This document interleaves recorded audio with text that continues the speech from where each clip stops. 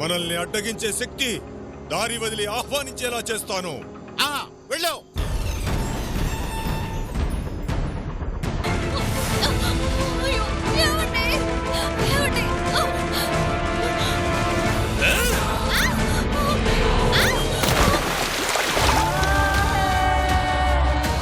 తన నీళ్లలో మునిగిపోయి చాలాసేపు అయింది కాబట్టి బ్రతికే అవకాశం లేదు.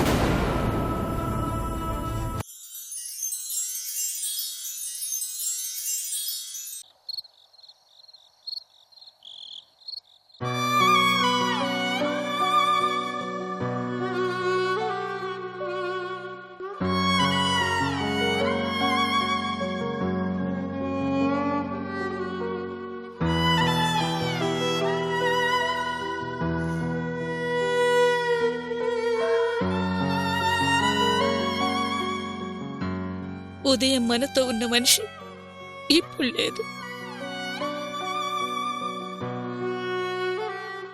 ఏమైందో తెలీదు. ఏమిటయ్యా మనకి శిక్ష?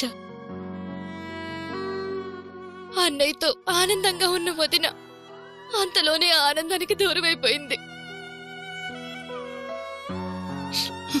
మీరు మారటం సంతోషంగా ఉందండి. మనం ఎప్పుడు ఇలాగే ఉండాలని చెప్పి అంతలోనే మాట తప్పి నా సావిత్రి నన్ను ఒంటరి వండి చేసి వెళ్ళిపోయింది.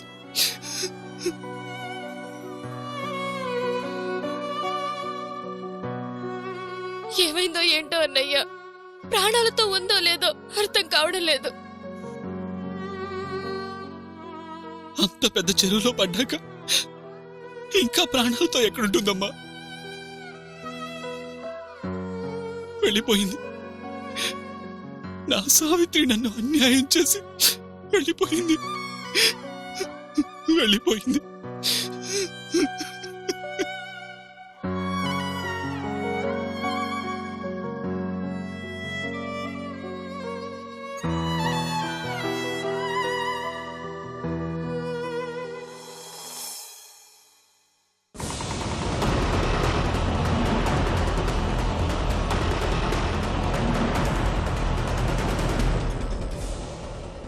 దాని చావుని అక్కడ ముందే రాసి పెట్టా.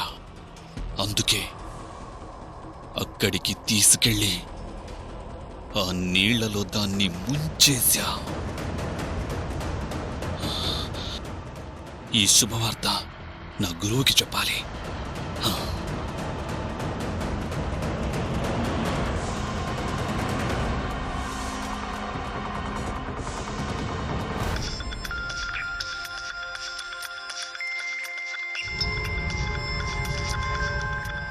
వీడు ఫోన్ చేస్తున్నాడు అంటే పని పూర్తయినట్టుంది. చెప్పరా. తమరప్పగించిన పని పూర్తయింది.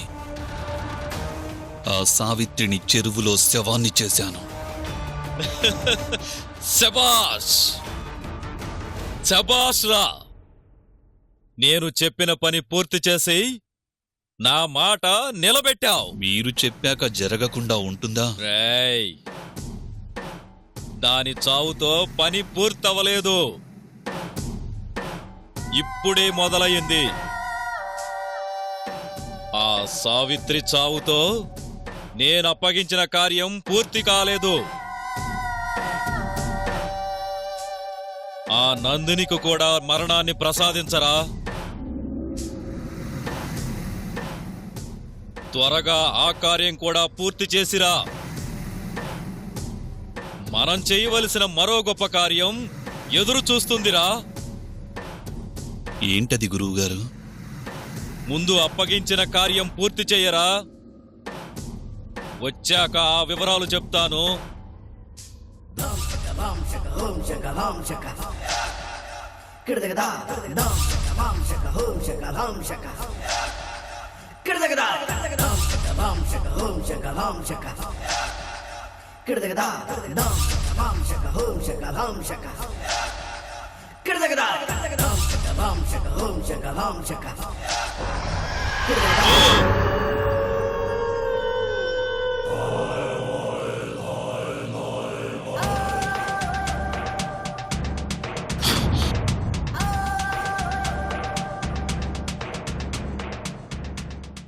పని పూర్తి చేసుకుని వచ్చేస్తాను గురువుగారు. దాని చావు కోసం, నీ రాక కోసం నీ గురువు ఎదురు చూస్తుంటాడు. త్వరగా రారా.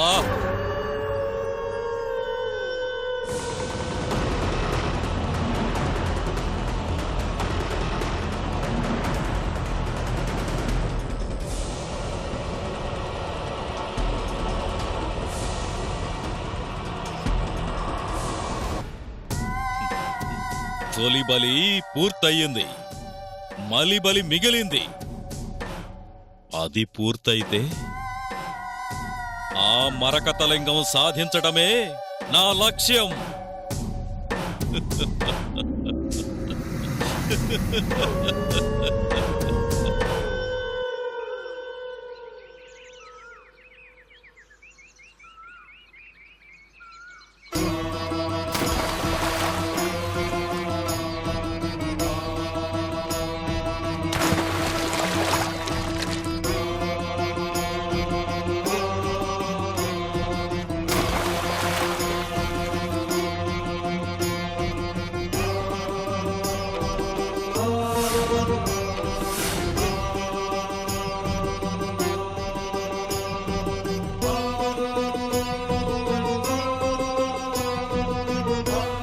వదినా,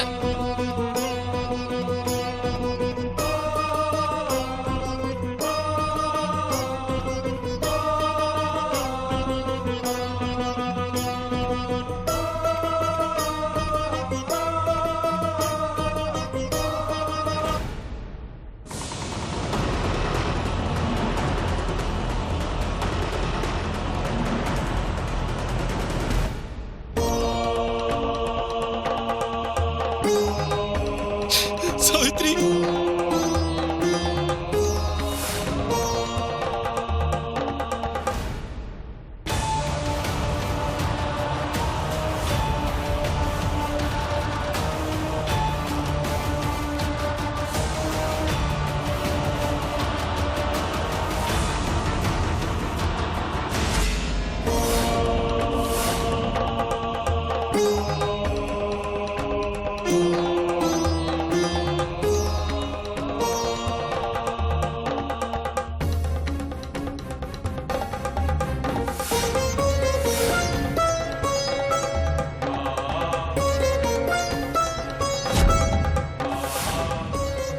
లేకపోవడం ఏంటి? మొత్తం చూసారు అక్కడ?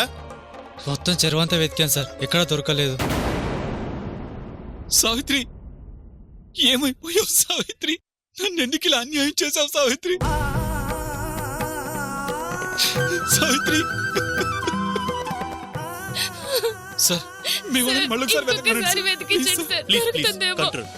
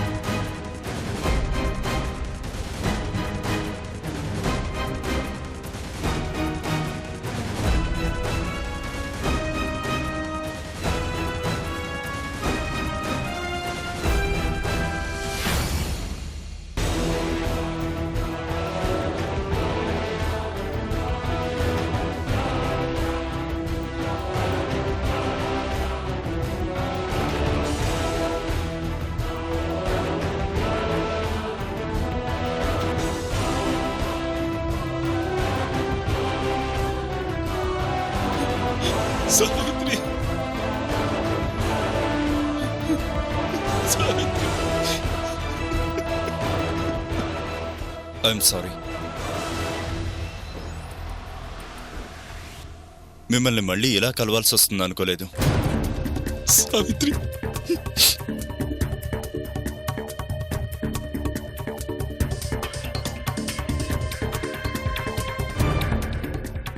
ఏం జరుగుతుంది?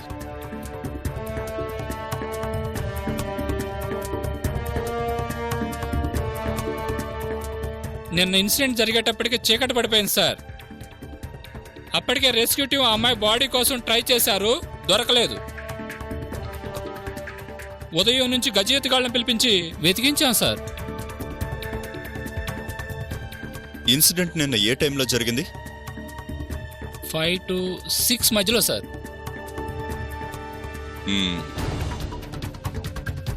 Almost 1 day. అంటే ఆ అమ్మాయి బ్రతికే ఛాన్స్ లేదుగా? నో సార్, ప్లీజ్ అలా అనకండి సార్.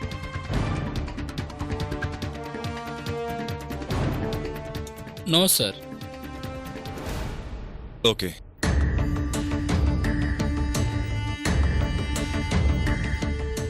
సారీ. ఇలాంటి టైంలో మిమ్మల్ని క్వశ్చన్ చేయటం కరెక్ట్ కాదు.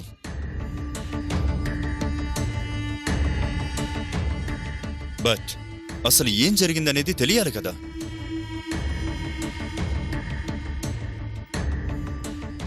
నిన్న అసలు ఏం జరిగిందో చెప్తారా? సార్, బోటింగ్ చేద్దామని మా ఫ్యామిలీ మొత్తం ఇక్కడికి వచ్చాం సార్. మా అత్తయ్య మా చెల్లెలు ఒక బోట్లో, మేమిద్దరం ఒక బోట్లో వెళ్ళాం సార్.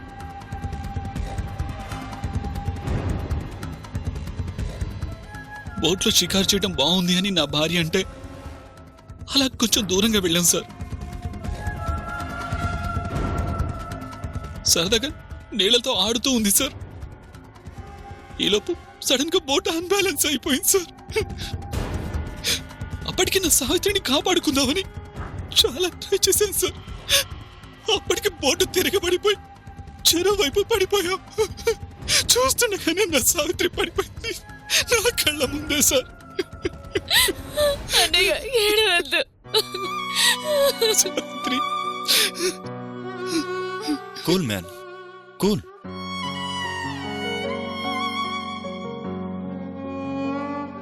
సరదాగా టూర్కి వచ్చినప్పుడు ఇలా జరగడం బాధగానే ఉంటుంది. సార్, పొద్దునుంచి వెతికిస్తూనే ఉన్నాను సార్. శవం కనిపించట్లేదు. మిస్ అయ్యి ఒక రోజు అవుతోంది. చనిపోయిన వాళ్ళ బాడీ ఈ టైంకి పైకి తేలాలి కదా. సార్, నీళ్లు వాగులోంచి వదిలేరు సార్. లోపల తూములున్నాయి. నీటి వేగానికి ఆ తూముల్లోంచి శవం కొట్టుకుపోయి ఉంటుంది సార్. అప్పుడు ఒక టీంని ఆ సైడ్కి కూడా పంపించండి. ఆ వాగు వెంబడి విలేజ్లో ఉండే మన స్టేషన్కి ఇన్ఫార్మ్ చేయండి. అలాగే సార్. ఎట్టి పరిస్థితుల్లో డెడ్ బాడీ దొరకాలి. Okay sir.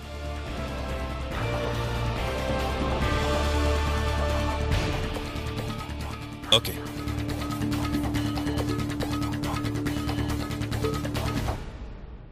మీరిక్కడే ఉంటే బాధపడ్డం తప్ప చేయగలిగింది ఏమీ ఉండదు. పాపం మీ సిస్టర్ చూడు ఎలా ఏడుస్తున్నారు.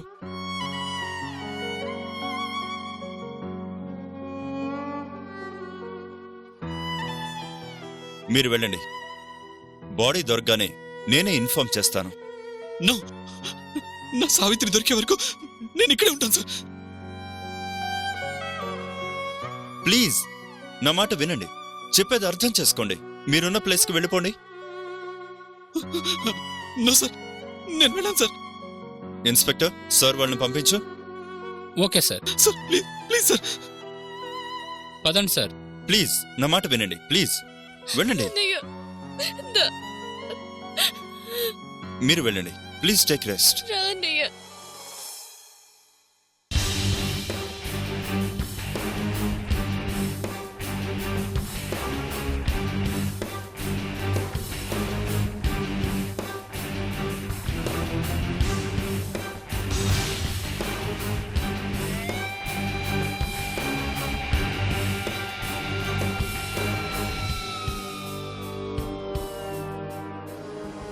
ఈ బోట్స్ ఇచ్చేదెవరు? నేనే సార్. బోట్స్ వాళ్ళకి ఇచ్చేటప్పుడు సేఫ్టీకి లైఫ్ జాకెట్స్ ఇవ్వాలని తెలీదా? నేను తీసుకోమన్నాను సార్. ఆసారే అవసరం లేదన్నారు. వద్దన్నాడా?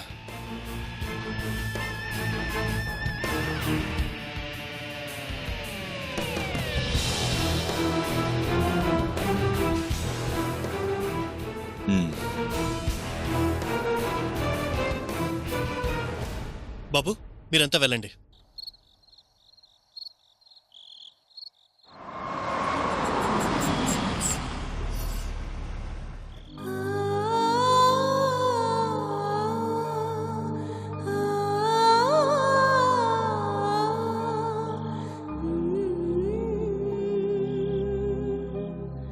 కళ్ళకళ్ళాడుతూ కంటి ముందు తిరిగిన మా వదిన కళ్ళారా చూసుకోవడానికి కూడా దొరకడం లేదంటే భగవంతుడా ఏం చేసావయ్యా మా వదిన్ని?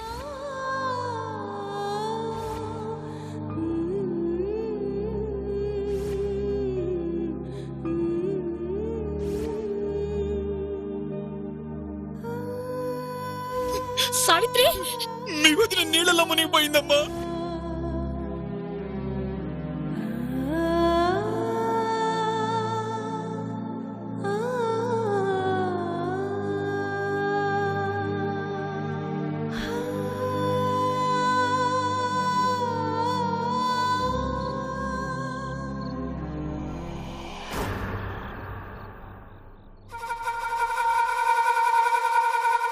మరణాన్ని వెతుక్కుంటూ వచ్చారు. బ్రతికుండాలంటే వెళ్ళిపో, ఇక్కడి నుంచి వెంటనే వెళ్ళిపో. పాము పడగ నీడలో ఉన్నావు.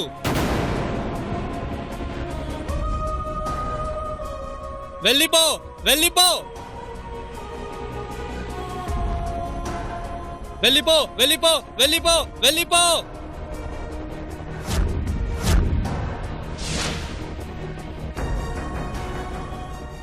ఎవరో స్వామీజీ గుడి దగ్గర కనిపించాడు. నీ ప్రాణాలకు ప్రమాదం, వెళ్ళిపో అన్నాడు. మనం నిన్న గుడికి వెళ్ళినప్పుడు ఆయన పిచ్చివాళ్ళ నాకు కనిపించాడని చెప్పాను కదా, ఆయనదే ఆ ఫోటో. ఆయన చనిపోయి 10 సంవత్సరాలు అయిందంటున్నారు.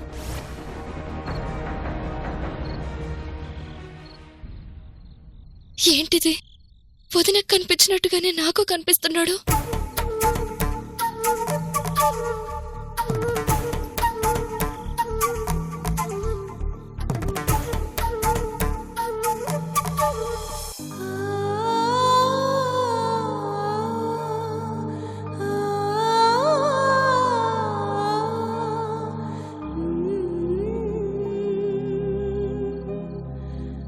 ఏమ్మా, సావిత్రి కనిపించిందా? లేదత్తయ్య, ఉదయం నుంచి వెతుకుతున్నా కనిపించట్లేదంటున్నారు. అయ్యో సావిత్రి, ఇలా అయిపోయావేంటమ్మా? కళ్ళారా చివరిసారి చూసుకోటానికి కూడా లేకుండా నీ శవం కూడా దొరకని దౌర్భాగ్యం ఏంటమ్మా? వదిన చెప్తుంటే మనం నమ్మలేదు. స్వామీజీ ఎవరో కనిపించి ప్రాణాలకి ప్రమాదం, వెళ్ళిపోమన్నారు అంది. అదంతా వదిన భ్రమ అనుకున్నాం, కానీ అది నిజమేని ఇప్పుడు అర్థమైంది. నిజమేనమ్మా, ఆ స్వామీజీ ఎవరో కాని జరగబోయేది చూసినట్లే చెప్పారు.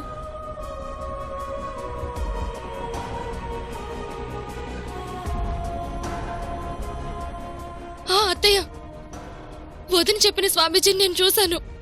ఆ స్వామీజీనా? ఎప్పుడు? వదినకెవరో స్వామీజీ కనిపించి ప్రాణాలకి ప్రమాదం అంటున్నాడు అంటే అదంతా భ్రమ అని మన అందరం కొట్టిపారేశాం కదా. ఆ స్వామీజీని నేను చూశాను. ఎక్కడా? చనిపోయాడు అన్నారుగా. లేదు, ఆయన నిన్ను కళ్ళారా చూశాను. నా ప్రాణాలకు కూడా ప్రమాదం ఉంది, వెళ్ళిపో అంటున్నాడు. మళ్ళీ తిరిగి చూస్తే మనిషి కనిపించలేదు. ఆయన వదినకు కూడా అలాగే చెప్పాడు. ఆయన చెప్పిందే జరిగింది. అత్తయ్య, నాకు భయంగా ఉంది. మనం ఇక్కడి నుంచి వెళ్ళిపోదాం. ఎలా వెళ్తామమ్మా? మనతో వచ్చిన సావిత్రి నీళ్ల పాలైపోయింది. ప్రాణాలతో ఉందో లేదో కూడా తెలీదు. ఏమీ తెలియకుండా ఎలా వెళ్ళిపోతామమ్మా?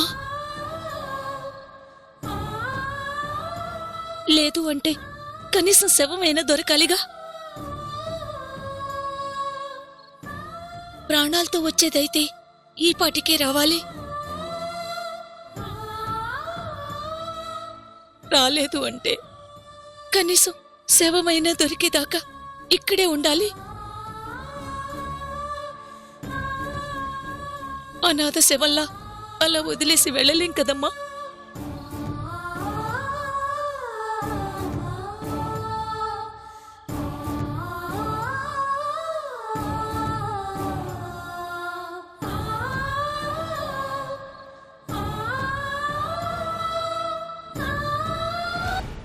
మీ వైఫ్ అడిగారు, అలా దూరంగా వెళ్ళారు. మరి లైఫ్ జాకెట్స్ ఎందుకు వద్దన్నారు?